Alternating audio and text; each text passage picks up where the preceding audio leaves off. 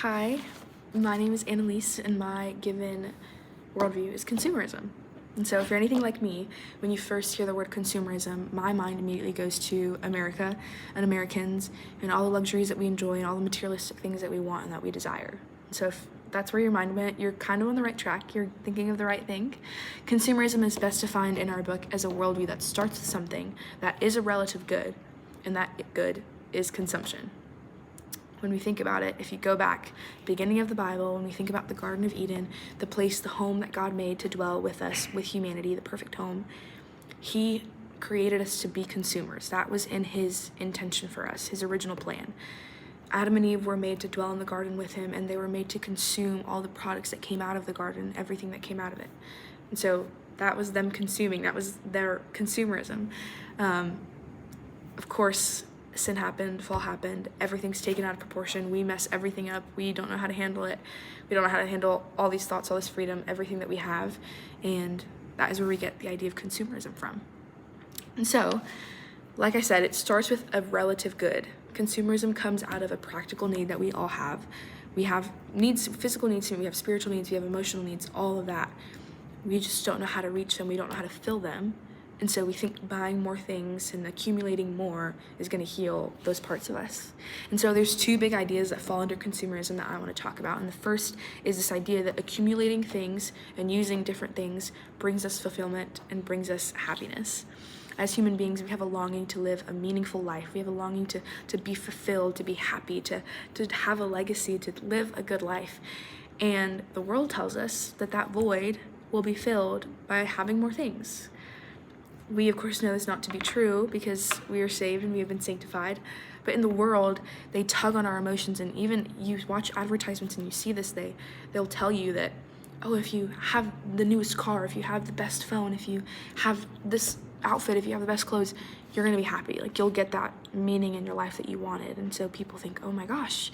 And you sometimes don't even realize it. And even sometimes as Christians, we don't realize it. They're tugging on us and they're convincing us of these things that we supposedly need, these materialistic things that really are not going to bring us satisfaction and aren't going to fulfill us for very long. And so that's one big idea under consumerism. And the second is that money is power.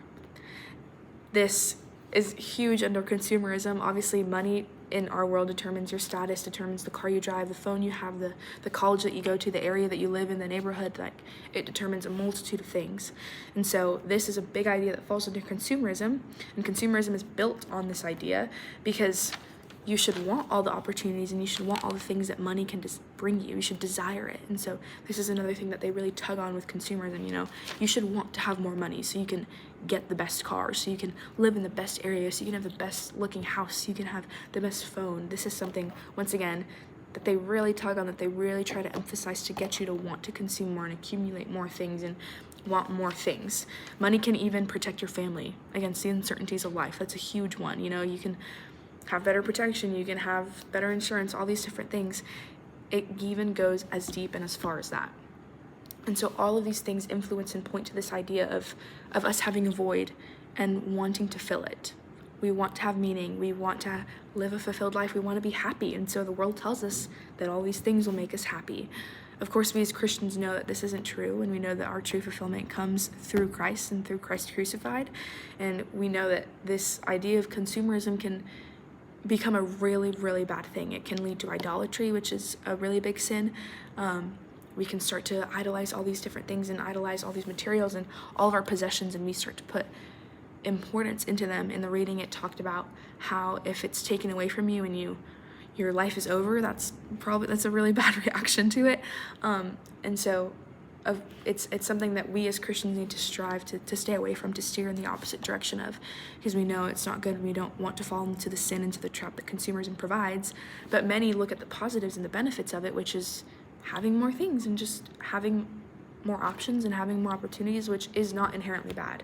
Once again, consumerism did not come from an inherently bad motive. It came from a practical need that we all have to eat and to have things and to be clothed and all these things that are good. But it all, once again, comes back to the fact that we as humans don't know how to handle it, and we take it way out of proportion and we blow it way over the roof and just don't know what to do. And so that's the big gist of consumerism, but I really encourage all of you to read about it and deep dive into it because it's something that's plaguing our country right now.